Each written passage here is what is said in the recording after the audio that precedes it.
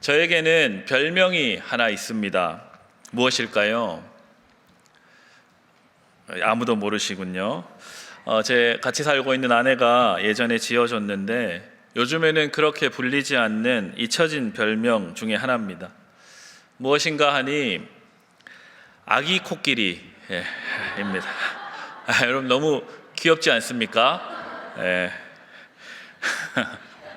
제가 생각해도 너무 귀엽습니다.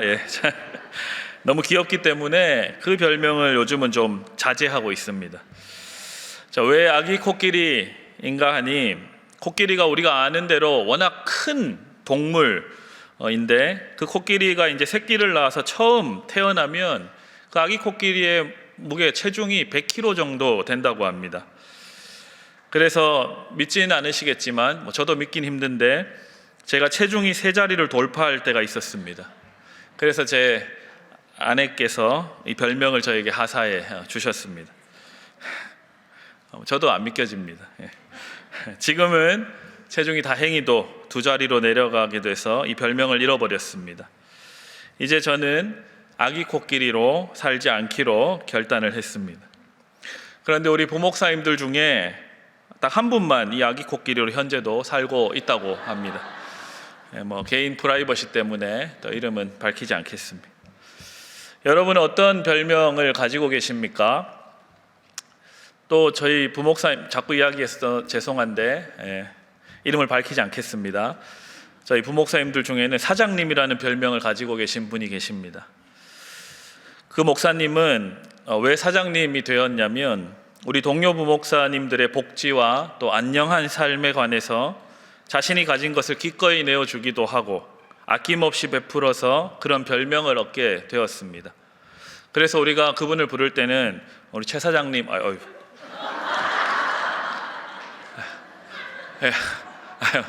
여러분 모른 척 해주시면 좋겠습니다. 그런 별명들을 여러분 다 하나씩 가지고 계시죠. 성경에는 별명이기도 하고 또 이런 이름에 관한 이야기가 참 많이 나옵니다. 그 이름의 의미가 달라지거나 또 이름에 담겨있는 뜻 그리고 또 이름에 담겨있는 사명, 부르심이 강조될 때 성경은 의도적으로 그 이름을 새롭게 기록하기도 하고 또 그 이름을 바꾸어서 부르기도 합니다. 우리가 잘 아는 사람 중에 베드로라는 분이 그렇습니다. 원래 베드로는 별명입니다. 원래 베드로의 본명이 무엇일까요? 역시 훌륭하십니다. 제가 가진 건 없는데 일단 사탕이라도 하나 드리겠습니다. 원래 베드로의 본명은 시몬입니다. 유대 지방에서 아주 흔하디 흔한 이름이었습니다. 그래서 시몬하면 길을 가다 시몬하면 너무 여러 사람이 쳐다보기 때문에 이 요한의 아들 시몬이라고 불리거나 또 그 별명인 케파로 불렸습니다. 이 케파는 아람 말인데 바위, 돌, 반석 이런 뜻을 갖고 있습니다. 그래서 이 아람말 단어를 오늘 우리가 읽고 있는 이 한글 성경에는 게바라고 부르고 있죠. 이 별명이 이제 게바였습니다. 그래서 시몬이라고 불리기보다는 요한의 아들 시몬 또는 게바라고 불려졌습니다. 또 바울도 자기의 여러 편지 중에 이 베드로를 이런 게바, 바위라고 부르기도 합니다. 우리가 잘 아는 대로 고린도 교회가 여러 파로 나누어져서 아주 갈등하고 있었을 때 이 고린도 교회 안에는 바울파도 있었고 아볼로파도 있었고 또 게바파도 있었죠. 이 게바파는 베드로를 추종하는 무리들로 이루어진 파를 게바파라고 불렀습니다. 그래서 잘 생각해 보면 무시무시한 말이기도 합니다. 왜냐하면 바위파 이런 뜻이니까 반석파, 돌멩이파 이런 뜻입니다. 그런데 나중에 우리 예수님께서 너희는 나를 누구라 하느냐라는 아주 유명한 질문을 하시죠. 이 질문에 아주 딱 맞는 걸작과도 같은 대답을 합니다. 그래서 예수님께서는 시몬을 그 별명 게바를 그리스어로 다시 불러주십니다. 페트로스, 우리말로는 베드로라고 불러주십니다. 그리고 나서 우리가 그냥 읽고 지나갔던 본문인데 이 지점에서 예수님의 아주 유머스러운 모습이 드러납니다. 베드로의 뜻, 개바랑 같은 말인데 반석이라는 뜻을 가진 이 베드로라고 다시 불러주시면서 교회가 이 반석 위에 세워질 것이다 라고, 실제로 그의 별명이 하나님의 뜻을 위해서 사용되게 해주겠다 라고 약속해 주십니다. 예수님께서 시몬에게, 아주 흔하디 흔한 이름을 가진 이 시몬에게 그 별명대로 반석이라는 소명을 주신 겁니다. 결국 시몬은 복음서에 주로 베드로라고 불리면서 그 이후에 교회를 세우는 아주 중요한 역할을 감당하게 됩니다. 그냥 이름 하나가 아니었던 겁니다. 또 우리가 잘 아는 구약의 인물이 있습니다. 아브라함이 있죠. 아브라함은 원래 아브람이었을 때 나의 아버지 또는 하나님은 크십니다 라는 그런 이름을, 그런 뜻을 가진 이름이었습니다. 그런데 하나님께서 어떤 약속을 주셨냐면 내가 너로 큰 민족을 이루어 주겠다라는 아주 놀라운 약속을 우리 아브람에게 해주셨습니다. 약속을 해주셨을 때가 거의 한 75세 되었을 때였는데, 큰 민족을 이루려면 자식이 있어야 하는데 그 자식을 24년째 주지 않고 계셨던 겁니다. 그 약속은 점점 희미해져 가는 것만 같았습니다. 바로 그때 아브라함이 99세 되던 그때에 다시 아브라함에게 하나님께서 나타나 주셔서 그 이름 자체를 아브라함으로 바꾸어 주시는 사건이 일어납니다. 원래 그 이름의 뜻은 그냥 크신 하나님 이런 뜻이었는데, 아브라함, 열국의 아버지, 만민의 아버지라는 이름을 주신 것입니다. 그래서 하나님의 약속이 반드시 너를 통해서 이루어질 것이라는 약속을 해 주신 것이죠. 그래서 우리가 잘 아는 것처럼 우리 또한 아브라함의 자손들이잖아요. 이 세상 전 세계에는 이 아브라함의 자손, 하나님을 주로 고백하는 수많은 아브라함의 자손들이 별과 같이 바다의 모래처럼 많이 있게 되었습니다. 약속이 이루어진 것입니다. 성경에는 이처럼 백성들을 향한 하나님의 뜻이 그 이름에 들어있을 때가 참 많이 있습니다. 그러면 오늘 우리가 읽은 이 사도행전 13장에도 이름이 나오고 있는데, 바울이라고 하는 사울은 어떤 이름의 의미를 오늘 우리에게 말씀해 주고 있는 것일까요? 사도 바울, 우리가 참 잘 아는 분입니다. 그런데 이 사도 바울에 관하여 이야기를 하기 위해서는 그가 예수님을 만난 다메섹의 이야기를 하지 않을 수가 없습니다. 다메섹의 이야기는 오늘 우리가 읽었던 본문이 아니라 훨씬 그 이전 사도행전 9장으로 돌아가야 합니다. 사도행전 9장에는 사울로 불리던 바울이 등장합니다. 우리가 잘 아는 대로 이 사도행전 9장에 나오는 사울은 예수라는 이 사람 때문에 자신이 태어날 때부터 믿고 따르고 있던 아주 역사와 전통이 있는 유대교에 분란이 생기기 시작하고, 또 소동이 일어나는 일로 인해서 어떤 일종의 책임감을 느꼈습니다. 그래서 예수의 도를 따르는 사람들을 유대교 전통과 율법에 따라서 잡아 가두기 시작합니다. 그 이야기가 사도행전 8장 3절에 잘 나와 있는데 우리 함께 읽어보도록 하겠습니다. 같이 읽습니다. 시작.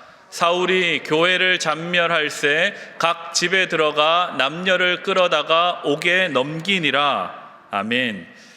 이렇게 사울은 초대교회를 찾아다니며 또 예수를 믿는 성도들의 집집마다 찾아다니며 이들을 잡아서 옥에 가두는 그 일을 했습니다. 뿐만 아니라 주님을 따르는 제자들을 수배 중에 있었습니다. 이날도 사울은 주님을 따르는 제자들을 잡기 위해서 다메섹이라는 그런 곳으로 가던 중이었습니다. 그런데 가던 그 길에 하늘에서 빛이 비치며 사울에게 어떤 음성이 들리기 시작합니다. 사울아 사울아 어찌하여 네가 나를 박해하느냐라는 하늘의 음성이 들렸습니다. 여기서 사울이 어떻게 대답했을까요? 누구십니까? 주님 누구십니까? 라고 되묻습니다. 그러자 우리 예수님께서는 나는 네가 박해하는 예수다 라고 응답해 주십니다. 그리고 그 이후에 아나니아를 통해서 또 예수님이 직접 이 사울에게 하나님의 너를 향한 계획과 뜻이 무엇인지를 알려주십니다. 이 사건은 우리가 바울로 알고 있는 당시의 사울에게는 엄청난 일이었습니다. 추후에 바울은 이 일을 이렇게 기억하고 있습니다. 갈라디아서 1장 11절과 12절 말씀을 같이 한번 읽어보겠습니다. 우리 함께 읽습니다. 시작. 형제들아, 내가 너희에게 알게 하노니 내가 전한 복음은 사람의 뜻을 따라 된 것이 아니니라. 이는 내가 사람에게서 받은 것도 아니요 배운 것도 아니요 오직 예수 그리스도의 계시로 말미암은 것이라. 아멘. 그리고 계속해서 이어서 이야기합니다. 예수님께서 주신 계시의 목적에 대해서 계속 말을 이어가는데 이렇게 이야기합니다. 이는 내가 예수님을 본 일과 장차 예수님께서 나타나실 일들의 증인을 삼으려 함인데, 이를 위해서 주님께서 나를 구원하셨고 이스라엘과 이방인들에게 보내서 그들의 눈을 뜨게 하고 어둠에서 빛으로, 사탄의 권세에서 하나님께로 돌아오게 하고 죄사함을 베풀어 주고 예수를 믿어서 하나님 나라에 이르게 하기 위해서 예수께서 나를 불러 세우셔서 계시를 주셨다라고 이야기합니다. 이 사도 바울의 이야기가 사도행전 26장에 나오는데, 사도행전 26장의 바울의 말을 제가 조금 사역을 했습니다. 사울은 다메섹에서 예수님 만난 그 사건을 그 평생의 아주 중요한 순간으로 기억하면서 아주 여러 차례 그때의 기억을 떠올리면서 사람들에게 편지를 쓰기도 하고 또 무리들에게 이야기를 하기도 합니다. 왜냐하면 자기가 예수님을 만났던 사건이었기 때문에 그 사건을 평생에 잊을 수가 없습니다. 내 삶의 구원자 예수를 그리스도로 만난 그 경험이 사울의 삶 가운데는 아주 강력하게 새겨진 것이었습니다. 그런데 오늘 여기서 우리는 이상한 점 한 가지를 발견합니다. 성경은 예수님을 아주 강력하게 만났던 이 사울의 이름을 사도행전 9장에서 바울로 바로 고쳐 부르지 않습니다. 계속해서 성경은 사도행전 9장에서부터 오늘 우리가 본문으로 읽었던 13장에 이르기까지 사울이라는 히브리식 이름으로 바울을 계속해서 기록하고 부르고 있습니다. 왜 성경은 이 다메섹에서 예수님을 아주 강렬하게 만나서 그 인생의 대변혁이 일어난 사울의 이름을 바로 그 순간 바울로 바꾸어 부르지 않았을까요? 우리가 잘 아는 대로 이 사울은 다메섹에서 예수님을 만났고 그때부터 삶이 변하게 되었습니다. 그 이전에는 유대교 전통을 아주 강력하게 수호하는 집행자의 삶을 살았는데, 예수님을 만난 그 이후에는 예수 그리스도의 도를 전하는, 복음을 전하는 전도자의 삶으로 변화하게 되었습니다. 갈라디아 교회에 보낸 편지 우리가 조금 전에 보았는데, 거기에 보면 다메섹에서 예수님을 만나서 받은 이 하나님의 소명, 부르심은 자기가 태어나기 이미 이전부터 정해진 것이라고까지 우리 사울은 이야기합니다. 제가 그 부분을 다시 한번 읽어보겠습니다. 내 어머니의 태로부터 나를 택정하시고 그의 은혜로 나를 부르시니가 그의 아들을 이방에 전하기 위하여 그를 내 속에 나타내시기를 기뻐하셨을 때에, 이렇게 성경은 기록합니다. 성경은 이처럼 예수님을 만난 그 순간을 아주 소중하게 여기고 있습니다. 하지만 여기에서 끝나지 않고 그 이후를 더 주목합니다. 우리가 잘 아는 삭개오를 한번 생각해 보겠습니다. 삭개오, 아주 외로웠던 사람입니다. 예수님께서 뽕나무에 올라가 있는 삭개오를 주목하여 바라보십니다. 일부러 그 뽕나무 아래를 예수님이 의도적으로 지나가십니다. 그리고 아주 계획된 것처럼 삭개오를 올려다보시면서 삭개오와 눈을 마주하십니다. 그리고 나서 그의 집에 하룻밤 머물겠다라고 청하십니다. 성경은 이렇게 예수님과 삭개오가 만났던 이 장면을 아주 구체적으로 기록하고 있습니다. 하지만 성경은 이 사실로 끝나지 않고 예수님을 만난 그 이후의 삭개오의 삶이 어떠했는지를 또 더욱 주목하여 기록하고 있습니다. 예수님을 만난 이후 삭개오는 이렇게 고백합니다. 내 소유의 절반을 가난한 자들에게 주겠사오며 누구의 것을 속여 빼앗은 일이 있으면 내 갑절이나 갚겠나이다. 이렇게 고백합니다. 예수님이 이런 고백을 하는 삭개오를 향해서 오늘 구원이 이 집에 이르렀다라고 선언해 주십니다. 여러분, 구원받기 원하십니까? 여러분 소유의 절반을 가난한 사람들에게 나누어 주셔야 합니다. 아멘 소리가 급격히 줄어들었는데 어떻게 해야 되나? 예수님을 만나는 사건, 정말 중요한 사건입니다. 하지만 완벽하진 않습니다. 예수님을 만난 사람들에게는 곧바로 그 마음에 어떤 요청이 뒤따르기 때문에 그렇습니다. 그 요청이 무엇인고 하니 바로 성령 충만으로 나오라는 부르심입니다. 이번 3일 전 주일 우리 위임 목사님의 설교를 여러분 기억하실 것입니다. 평양 대부흥운동을 경험한 성도들의 이야기를 여러분 아마 들으셨을 겁니다. 평양의 한 장대영 교회에 다니는 쌀집 아저씨 이야기 다 들으셨죠? 쌀집 아저씨가 저울을 속여 얻은 부당한 이익을 그 장대영 교회에서 열렸던 부흥 집회에 참여했다가 그 마음에 찔림을 얻고 예수 믿는 자가 이러면 안 되지 회개하며 자기가 그동안 얻었던 부당한 이익들을 계산해서 손님들에게 찾아가 돌려주었다라는 그 이야기를 여러분 들으셨을 겁니다. 하나님의 말씀을 듣고 예수님을 믿겠다고 고백하며 회개하는 일이 이 땅 대한민국에서 100여 년 전에 일어났습니다. 그때도 마찬가지로 성령의 추동을 받은 성도들이 속출합니다. 집회를 통해서 말씀을 통해 하나님을 만난 사람들, 예수를 주로 고백하게 됐던 사람들, 거기서 끝나지 않고 그 이후에 삶의 자리로 돌아갔을 때 성령께서 그 마음에 계속해서 말씀하시며 추동하시는 그 하나님의 부르심을 계속해서 듣고 수행했던 사람들이 발생하게 되었습니다. 성령 충만한 삶으로 나오도록 하시는 그 성령의 채근하심이 그 마음에 불일 듯이 일어나게 된 겁니다. 그리고 실제로 그 부르심에 응답하여 결단하며 실행에 옮기는 역사가 일어나게 되면서 100여 년 전 이 대한민국 이 전체에 성령의 소용돌이가 큰 부흥이 일어나게 되었던 겁니다. 이 일이 오늘 이 신일교회에서도 일어나게 되기를 소망합니다. 아멘. 그런데 그 반대의 경우도 성경을 보니 있습니다. 예수님 당시 수많은 사람들이 예수님을 만났다고 했습니다. 우리가 복음서를 펼쳐보면 복음서에 나오는 사람들은 다 예수를 만났던 사람들의 이야기입니다.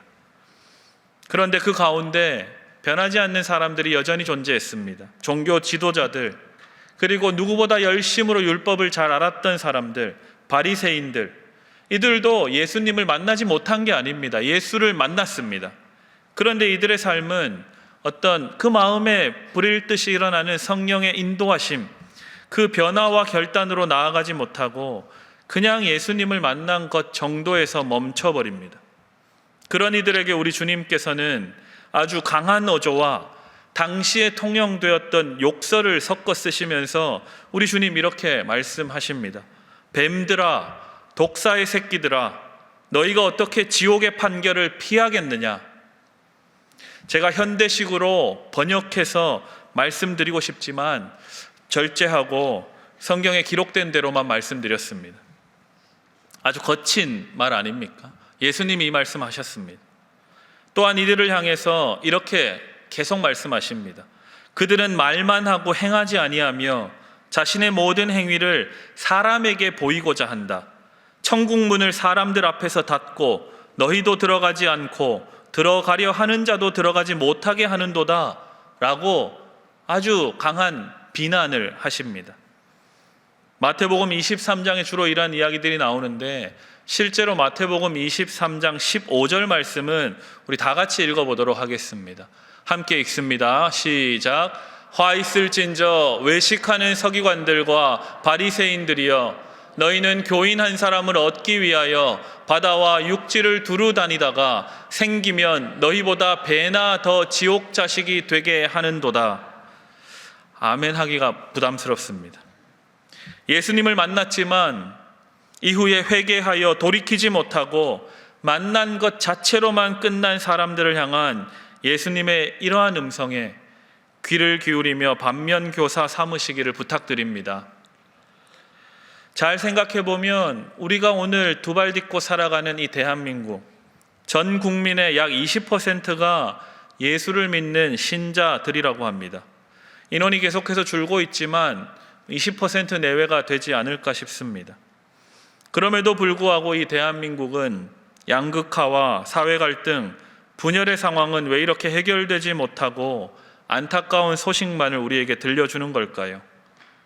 좀 더 생각해 보면 5명 중에 1명이 예수를 만나 성도가 되었습니다. 그리고 좀 더 넉넉하게 잡으면 6명에서 7명, 우리가 모여있는 6명에서 7명 중에 1명은 심지어 세례를 받고 거듭나서 예수님의 제자로 살기로 했는데 우리는 여전히 하나님의 나라를 우리의 삶의 자리에서 경험하지 못하고 있습니다. 왜냐하면 하나님을 만났지만 그 이후에 각자의 삶에 성령을 따르는 충만한 삶의 결단과 순종이 없기 때문에 그렇습니다. 오늘 우리가 사도행전 본문을 통해 만난 사울의 이야기도 비슷합니다. 사도행전 9장에서 다메섹 도상에서 잊을 수 없는 기억으로 예수님을 만났습니다.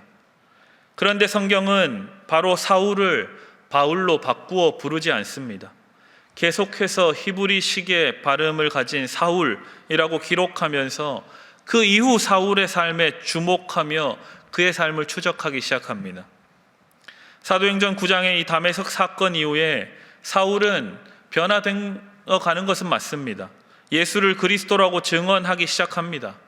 그런데 수많은 유대인들의 반대와 의심을 받습니다. 당연하겠죠.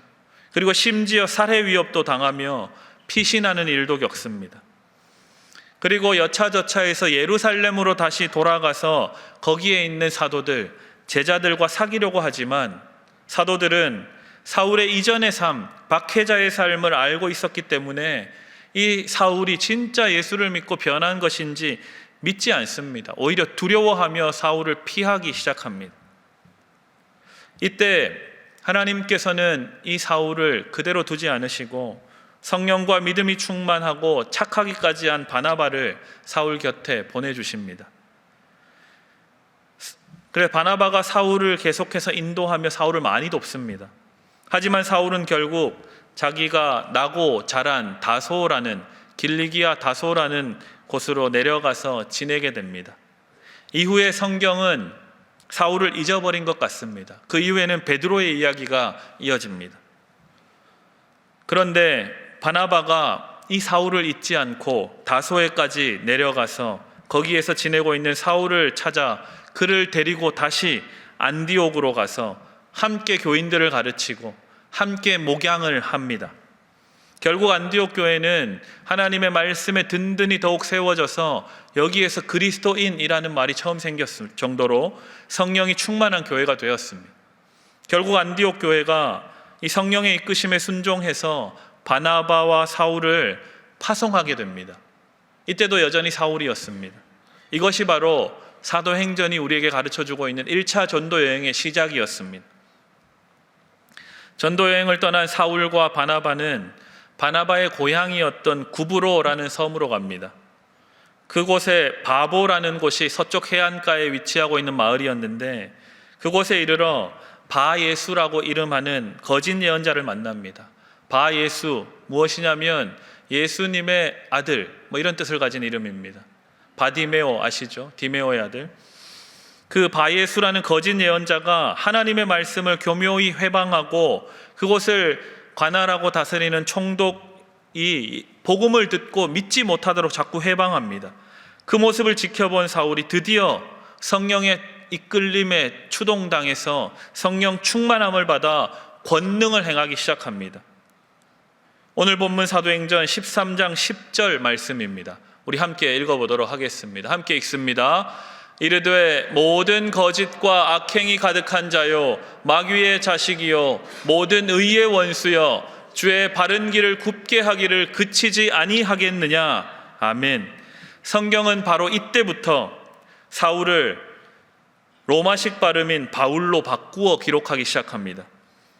이제 사울은 바울로 기록되며 이방을 향한 하나님의 부르심에 따른 본격적인 삶을 살기 시작합니다. 그 이전에는 의심도 당하고 두려워하며 결국 자기 난 고향으로 내려가 살았던 이 사울이 성령의 충만함, 그 이끌림에 받아 다메섹에서 만난 예수를 기억하고 그 예수님이 가르쳐 주신 이방을 향한 그 구령의 열정에 추동당해서 성령의 충만함으로 본인에게 주어진 소명의 삶을 살기 시작했다는 겁니다. 우리가 잘 아는 것처럼 이후에는 이 사도 바울은 뒤로 물러서는 일이 없습니다. 계속해서 부르심의 상을 위하여 표대를 향해서 전진합니다. 성령의 충만한 이끄심에 순종하며 오직 하나님의 뜻을 이루는 사도로서 살아갑니다. 성경은 바로 이 순간에 주목하고 있습니다. 오늘 우리도 우리의 삶에 여전히 우리는 사울로, 예수를 만난 사울로 살고 있는지, 성령의 이끌림에 순종하여 나에게 허락하신 부르심의 그 소명의 삶을 잘 살아가기 시작하는 바울의 삶이 시작되었는지 돌아보시는 여러분 다 되시기를 부탁드립니다. 사랑하는 성도 여러분, 하나님을 만나고 예수님의 가르치심에 귀를 기울이는 것은 참 중요합니다. 그런데 더 중요한 것은 그 이후의 삶입니다. 그래서 우리 올해 교회 표어가 삶으로 전하는 신일 교회가 되는 것이죠. 성령의 이끄심에 순종하는 것, 예수님께서 가르쳐 주신 말씀을 그저 내 머리에 저장하는 것을 넘어서서 그 말씀에 따라 사는 것을 통해서 우리는 성령 충만으로 나아갈 수 있습니다. 바울이라고 하는 사울도 예수님을 만났고 수많은 사람들이 예수님을 만났습니다. 오늘날 저와 여러분들도 예수님을 만났습니다. 그 이후에 바울이라고 하는 사울처럼 성령에 순종하는 성령 충만함을 받아 복음 전하는 삶을 살아가시는 성도 여러분들 다 되시기를 주님의 이름으로 축복합니다. 이 일을 위해서 모이시기에 힘쓰시고 또 모일 때마다 기도하시고 마음을 합하여 오직 하나님의 뜻만이 우리를 통해서 드러나기를, 그래서 우리가 오직 주님 다시 오실 그 길을 예비하는 복된 삶을 다 사시기를 주님의 이름으로 부탁드립니다. 아멘.